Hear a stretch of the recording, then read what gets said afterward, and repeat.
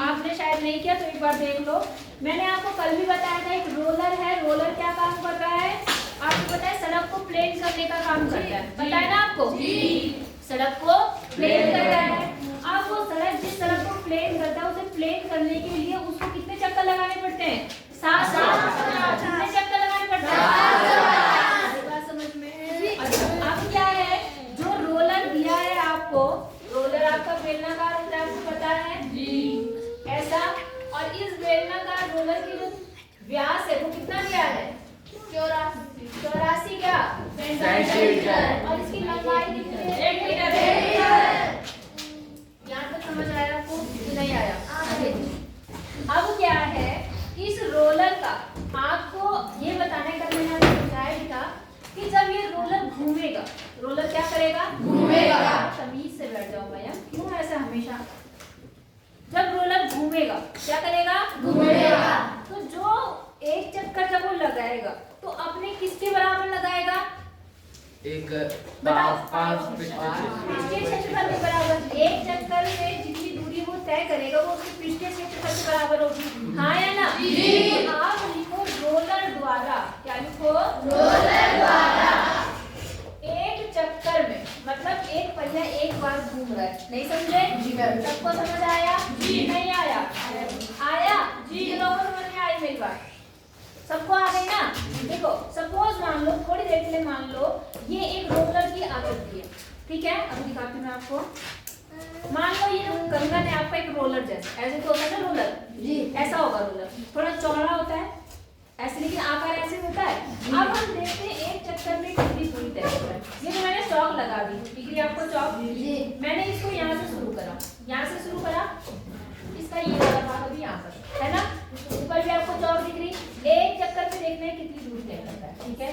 हमने इसको घुमाया घुमाया घुमाया, जब चौक वाला भाग ऊपर आएगा बताना मुझे, आ गया यहाँ। इसका मतलब रोलर ने एक चक्कर में यहाँ से आकर दूरी तय करी और किसके बराबर तय करी? इसके बराबर। ये क्या चीज है? पार्श्वपृष्ठीय क्षेत्रफल। समझ आया नहीं आया? तो हमने यही लिखा कि रोलर द्वारा एक चक्कर में, कितने चक्कर में? एक चक्कर में,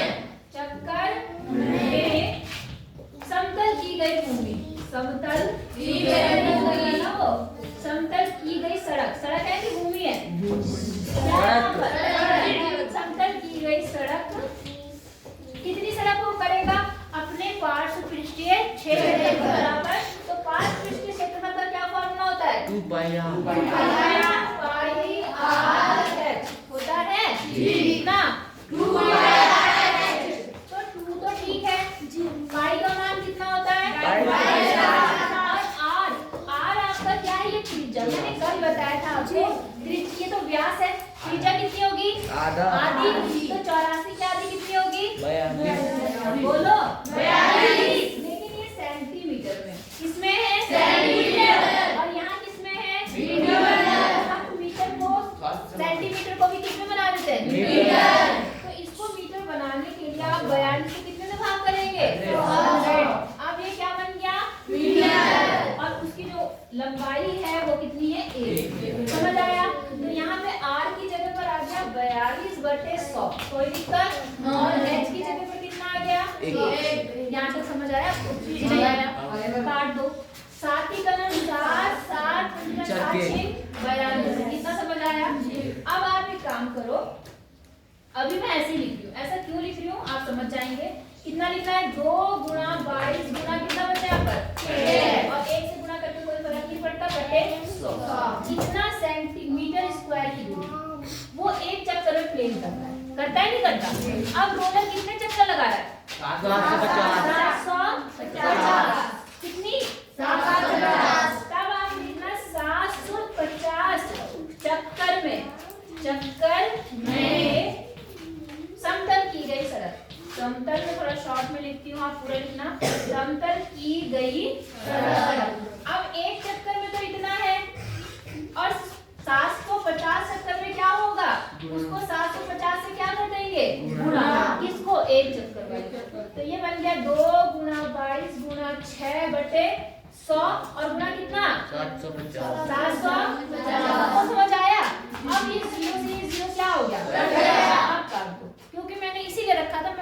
काट देती, भाग करती तो समझ में आता या पूरा कट जाता, लेकिन यहाँ काटने में ज्यादा अच्छा लगता है। ठीक है, तो अब देखो 2 5 दूनी 5 का नाम 5 बचे 25, 2 से ये 2 कट गया, तो ऊपर बचा क्या देखो 22 गुणा 15। आई बात समझ में? 15 छक्के 90, 15 छिका 90, और 90 को कितने से गुणा कर दो 22, 0 का 0, 9 दूनी 18, 9 दूनी 18 और 19, कितना आ गया 1980 मीटर स्क्वायर। इसका मतलब 750 चक्कर में उसने जिस सड़क को समतल किया उसका क्षेत्रफल कितना है 1980 मीटर स्क्वायर। समझ गए? मतलब उस सड़क का क्षेत्रफल कितना है 1980 मीटर।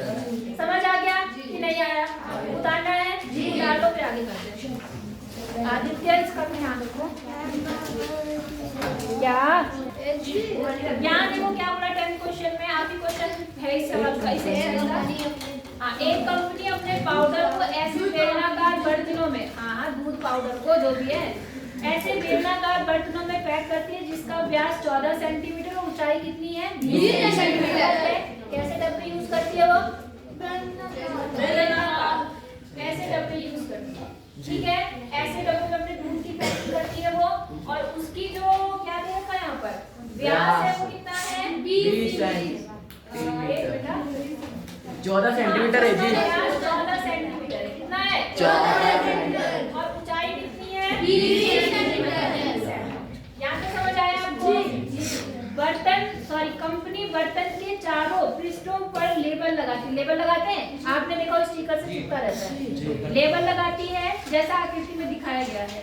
इस लेबल के तल और शीर्ष दोनों ओर से कितना है, तल और शीर्ष दोनों से 2 सेंटीमीटर की दूरी पर चिपकाया गया है। जो लेबल लगा है ना उस पे स्टिकर, इधर सुनो मेरी बात ध्यान से, वो यहाँ से भी 2 छोड़ रखा और नीचे से भी क्या छूटा हुआ 2 सेंटीमीटर, और यहाँ पर वो लेबल ऐसे चिपका दिया गया है। बात समझ आई या नहीं आई?